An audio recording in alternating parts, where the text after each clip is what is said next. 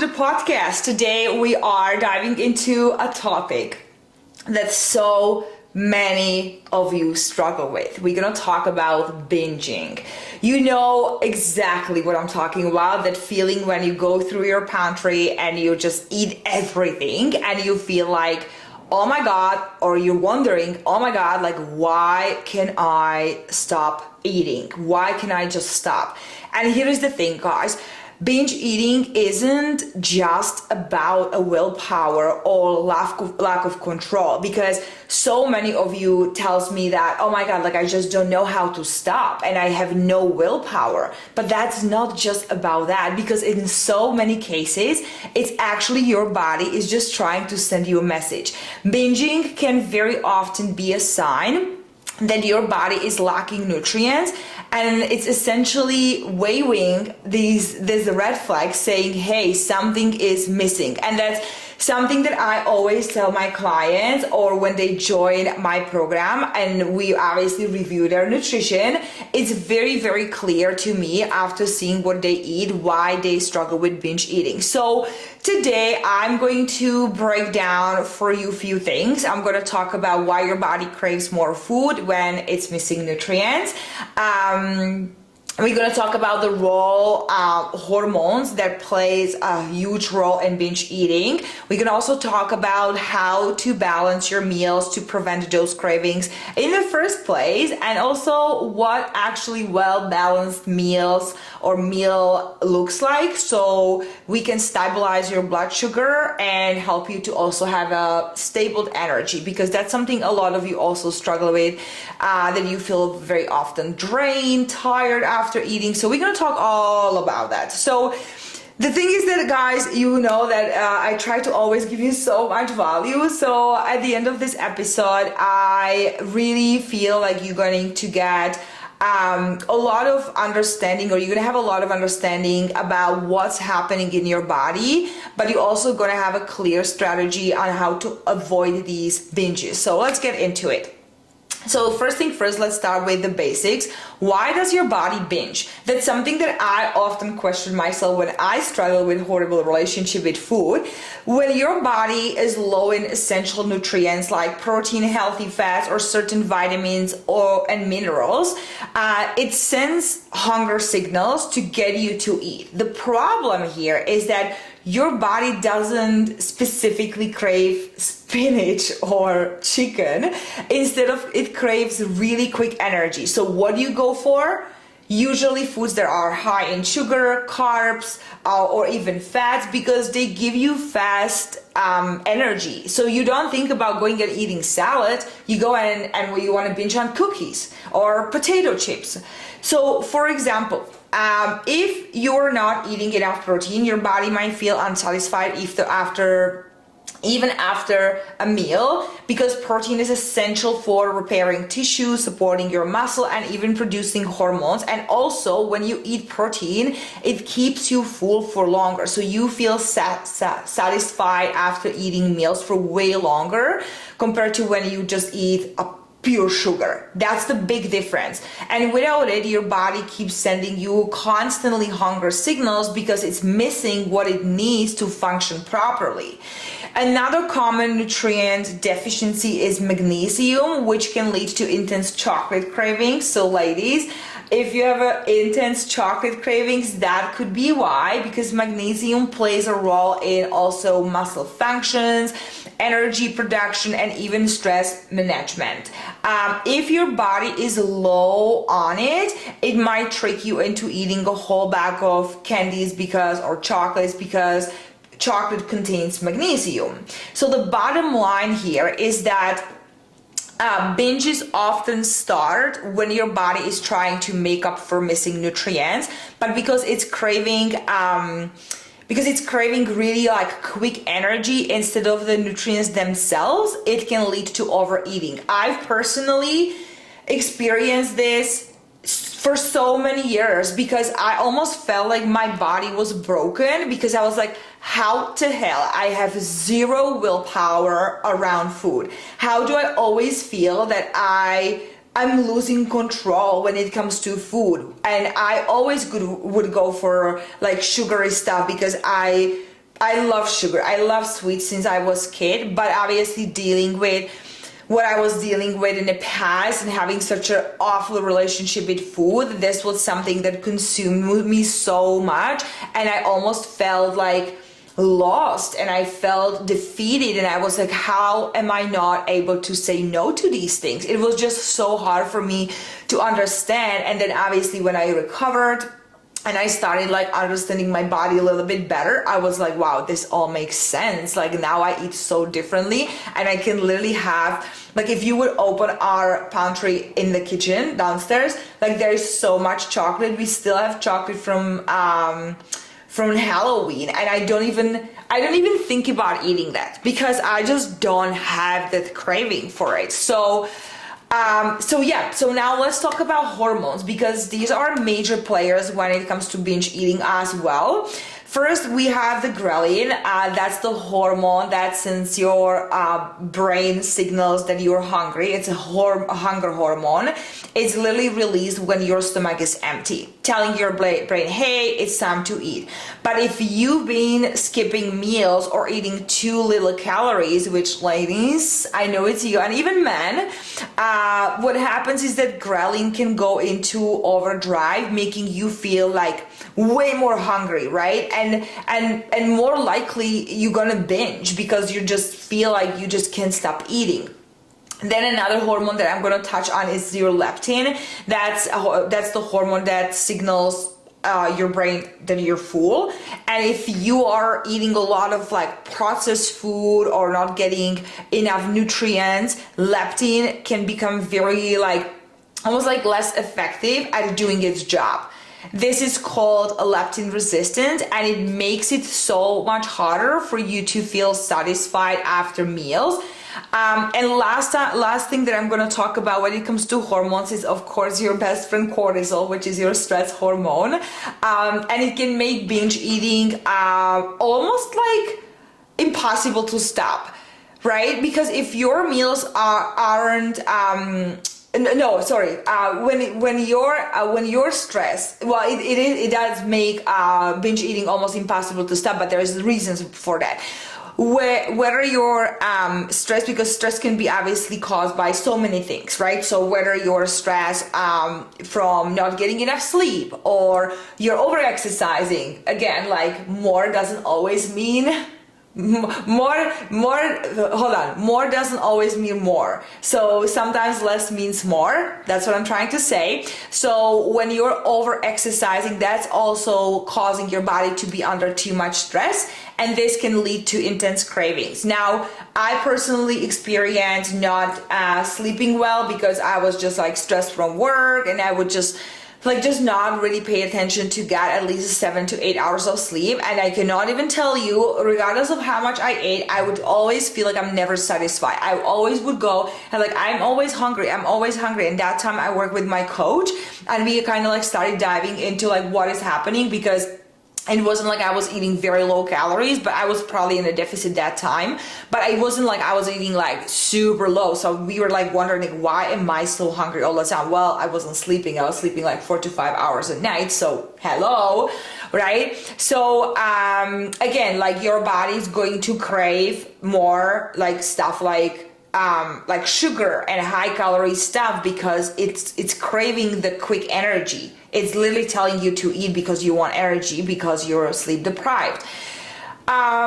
This hormone mix match, like the ghrelin, leptin, cortisol, can make binge eating feel almost like unstoppable. Like you can't stop. Like if your meals aren't also balanced, or if you're dealing with so much stress and all these things that I've mentioned, you're literally living on a constant state of stress. So you won't feel like, or you will feel like you have a zero willpower to stop this. So your question probably is like, okay, like I get it, and this is literally me. How do I fix this? Well, it's simple, kind of, but we will fix it by giving your body what it needs consistently. And again, when I recovered, this is what I discovered on my own. I was like, this actually works. Yes. So let's get into like the more practical stuff, and we're gonna talk about how to balance your meals to keep your hormones and hunger in check. So first we're gonna talk about protein, of course. That's the king. This is like the most satiating macronutrients. It keeps you satisfied. Let's put it this way. So you're gonna feel full for longer, like I've told you already, right? It also helps stabilize your blood sugar by slowing down how quickly food is absorbed. And what you want to really shoot for is about like, I want to say like 30 grams, 20 to 30 grams of protein per meal. There's so many. You guys, sometimes I feel like you guys are overthinking too much on where to get your protein from. So it could be when it comes to your lunches, dinners, just keep it simple, like chicken, fish, seafood. You can go with ground beef, you can go with ground turkey. If you like more like a plant-based, you can go with tofu. There's just so many options, so don't overcomplicate it. For desserts, for snacks, I love Greek yogurt with some good granola or some fruit. For healthy fats, I always like put some like some almond butter, but it's like a whole meal. But for the specifically to get the protein in, Greek yogurt, eggs, cottage cheese, protein powders in moderation, right? Next are your healthy fats, essential for hormone production and help you also feel satisfied. They also slow digestion, which helps keep your energy levels stable, and that's something that we also want. And you want to go with avocados. That's literally, we buy like 10 avocados every week because we eat like one avocado, me and my boyfriend, every single day. So 2 avocados a day are gone in our house. So we buy 2 bags every week because that's a good source of healthy fats for us. We go with like olive oil. We love cashews, almond butter, or once in a while we buy fatty fish. We probably should buy it more often, but we just don't eat fish that often. We just got tilapia, which is not really fatty fish, but like salmon is amazing source of omega-3 and healthy fats. And lastly, we're going to talk about fiber-rich carbohydrates. Not all carbs are created equal, okay? Fiber slows down digestion and prevents blood sugar spikes. Again, this is what you want. So you want to focus on like whole grains, like quinoa, having servings of veggies in each of your meal, ideally, like potatoes, brown rice, like. Make sure that you're focusing on the fiber-rich carbs that helps you to hit your fiber intake for that day. When you combine these 3 things, your blood sugar stays steady in every single one of your meal. Your energy will last so much longer and you will less likely to experience these intense cravings. So every time you look at your plate, you want to think, okay, do I have a lean protein? Do I have healthy fats and fiber-rich carbs on my plate? If the answer is yes, then perfect, you're good to go. But if you are only eating like apples on its own without pairing that with some healthy fats and protein, then you're gonna probably crave more sugar, because yes, apples, they are great, they have also some fiber, but it's carb, there's sugar. So you wanna pair that with healthy fats and ideally some protein. So example of balanced meal can be like for lunch, it could be like, I told you, the salmon or any protein, like chicken, beef, name it. Then you can have like roasted sweet potatoes. You can make like a nice salad with some leafy greens, some tomatoes, cucumbers, carrots, whatever you like, and just drizzle that maybe with some dressing that is made from olive oil or avocado oil, and you can sprinkle that with some maybe hemp seeds or pumpkin seeds for more healthy fats. That would be like a balanced meal. And like I said, this kind of meal will fuel your body and keeps your hunger hormones in check, your ghrelin, leptin, making it far less likely that you will end up in the pantry an hour later. Give it a try and like text me, let me know on social media, because this could be 100% game changer for you. And I hope that you're learning so much, because again, like it's not necessarily about I have no willpower. It's like I'm just probably not eating the right meals. When you eat something really high in sugar or refined carbs, like cookies or chips on their own, but overall just like they are not the healthiest food, obviously, what happens is that your blood sugar spikes really, really quick, and your body responds by releasing a tons of insulin to bring your blood sugar back down, right? And I want to talk about this because balancing your blood sugar is super important, and not too many people understand this.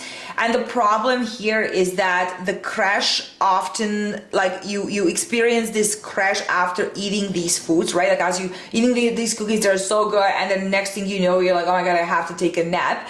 So the crash often leaves you very feeling like almost like shaky, tired, and most likely even hungrier than before. I remember, again, myself, you guys, remember who you're listening, right? Like I used to be the person who, I was like, I can't have just one cookie, like I'm gonna eat a whole pack. But it's because I didn't eat anything else prior to finishing the whole pack of cookies. Where if you have like, you know, the balanced meal that I just described, and then you have the cookie, you're like, okay, I can have one or two and I'm good and I'm satisfied. That's the big difference that I'm trying to explain here. So again, like balanced meals will prevent those spikes and crashes. It will give your body energy throughout the day, plus keeping your body, keeping your blood sugar stable, and helps manage also your cortisol, so you're not stuck in this stressed out, craving everything cycle. So what's the big takeaway here from this episode? Guys, remember this, please. Binge eating isn't about lack of willpower. It's your body's way of saying, I need more. Whether it's more protein, nutrients, or just, you know, more balance in your meals. And the solution is to fuel your body consistently and intentionally. Like you don't want to be like going without food for hours, trying to starve yourself. Like you're just doing yourself this advantage. Like it's not, like it doesn't pay off. I eat every 3 to 4 hours. Like I don't wait until I'm completely starving, because it's just not, I know that it doesn't work really well for my body, and it's not going to work for your body either. So last just 3 quick tips to help prevent binges. I'm just gonna repeat it so you remember that. Number 1, don't skip meals. Eating consistently throughout the day keeps your hunger hormones balanced. That's what you want. Number 2, plan your meals ahead. This ensures that you are getting enough protein, healthy fats, fiber in every single one of your meals. So for me, I'm pre-logging all of my meals in MyFitnessPal, so I know exactly what I'm eating in every single one of my meals. That way I can really balance them and see kind of like what my meals are missing, and just I can adjust it before I eat it. And lastly, I want to say, listen to your body, right? Cravings are often signals. And instead of ignoring them, ask yourself, what does my body actually need right now? Do a little reflection and look back and ask, like, what does my body really need and why? Like, how did I eat? Was my last meal 6 hours ago? Like, what does my body actually need? Because remember, the goal is never perfection, it's just a progress. And by fueling your body properly, understanding how to eat, you will not only reduce these binges, but also you will feel so much more in control. And like I've told you, like I just felt like I was completely out of control for so many years, and I was like, my body is broken. I literally thought my body is broken, because I was like, there's no way that I just cannot say no to cookies. Like how other people do that. I couldn't have certain foods in my house because I would just go all in and I would just binge on all of it. How people don't do that. I remember a conversation with one of my friends. I went to visit her and she opened her her pantry, and she had like so much stuff there. She had like chocolate, candies, potato chips, and it was in a time where I struggled really bad with food. And I remember I looked at her, I was like, how can you have all these foods in the house and don't eat it? And she's like, easy.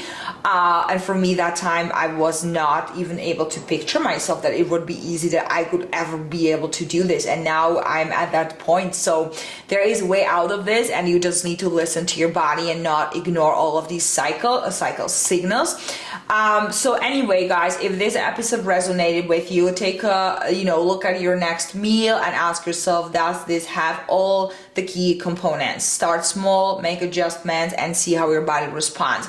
And if you want to dive deeper into how to build balanced meals or manage cravings, make sure that you will message me.